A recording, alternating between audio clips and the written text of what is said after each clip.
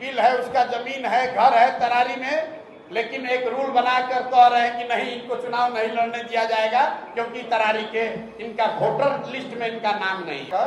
जिला प्रशासन या इलेक्शन के लोग उनको लड़ने से रोकना चाहते हैं, उसको देखा जाएगा।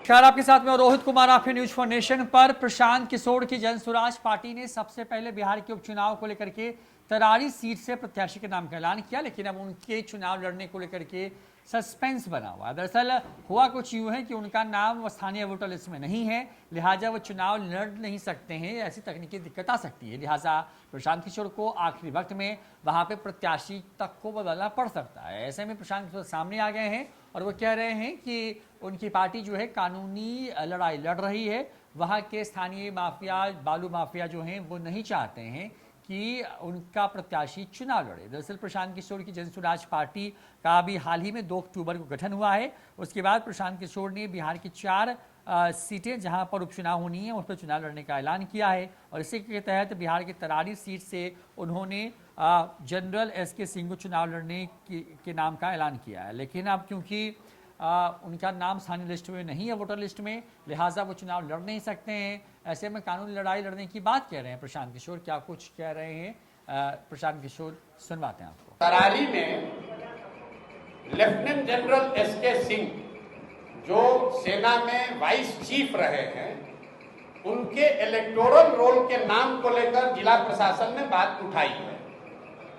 उनका ये कहना है कि इलेक्शन के कमीशन के रूल में ऐसा है कि आप बिहार के हैं, लेकिन अगर बिहार के किसी विधानसभा क्षेत्र में आप मतदाता के तौर पर रजिस्टर नहीं हैं तो आप चुनाव नहीं लड़ सकते। ये वहां के अधिकारियों ने बताया, उन्होंने इलेक्शन कमीशन को भी लिखा है। लेकिन मैंने जो बात आपको शुरुआती बताई, देखिए कितना प्रो इनकम्बेंट है। जो लड़का करण तरारी का देश का वाइस चीफ बना आर्मी का, जो सेना को लीड किया सियाचिन में, जो सेना को लीड किया ऑपरेशन पराक्रम में, उस आदमी को वो अपना इलेक्ट्रिसिटी बिल है, उसका जमीन है, घर है तरारी में, लेकिन एक रूल बनाकर कह रहे हैं कि नहीं, इनको चुनाव नहीं लड़ने दिया जाएगा क्योंकि तरारी के इनका वोटर लिस्ट में इनका नाम नहीं है। वोटर लिस्ट में नाम जुड़वाने के लिए फॉर्म 8 भरा गया है। ये सब प्रावधान है, आप इलेक्शन अधिकारी से पूछ लीजिएगा कि आप 8A फॉर्म 8A भर के अपना नाम जुड़वा सकते हैं।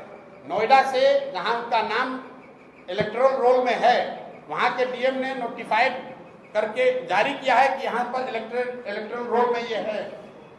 जनरल साहब की पत्नी की डेथ हुई है 2020 में। उस समय तक वो बिहार के वोटर लिस्ट में थे, लेकिन पत्नी के डेथ होने के बाद वो नोएडा में रहते थे तो उनका इलेक्टोरल रोल में नाम शिफ्ट हो गया, क्योंकि 24 में उनको वोट देना होगा। अब इसी को आधार बनाकर जिला प्रशासन या इलेक्शन के लोग उनको लड़ने से रोकना चाहते हैं, उसको देखा जाएगा। लेकिन इस तरह की चीज तो लोकतंत्र में आती ही रहेगी। आप व्यवस्था के सामने खड़े होइएगा तो जो वहां बालू माफिया है, जो हजारों करोड़ रुपया लूट रहा है, वो इतना आसानी से थोड़ी छोड़ेगा। लेकिन जन स्वराज भी पीछे हटने वाला नहीं है। जनरल साहब वहां खड़े हैं, प्रशांत किशोर यहाँ नहीं लड़ रहे हैं, लेकिन प्रशांत किशोर का कोई भाई, कोई सिपाही लड़ेगा और यहाँ पर राजनीतिक जमींदारी जिन लोगों का है उनका बोरिया बिस्तर समेटेंगे। उसी तरीके से तरारी से देश का इतना बड़ा जनरल बिहार का लड़का वहां से भूमि और बालू माफियाओं को उखाड़ कर फेंकेंगे ही फेंकेंगे।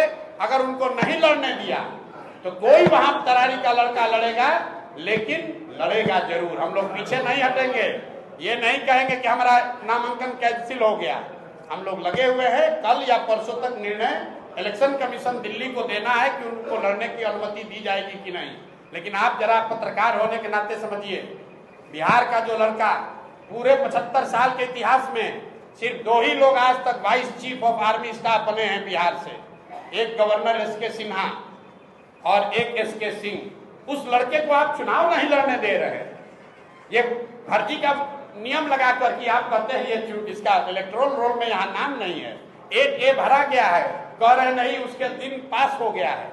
ये तो चलता है, प्रशासन और सरकार की ओर से ये सब चलेगा, लेकिन जन स्वराज इतना आसानी से दबने वाला नहीं है। हम लोग इस व्यवस्था को बदलने आए हैं, तो इतना जल्दी थोड़े डरने वाले हैं।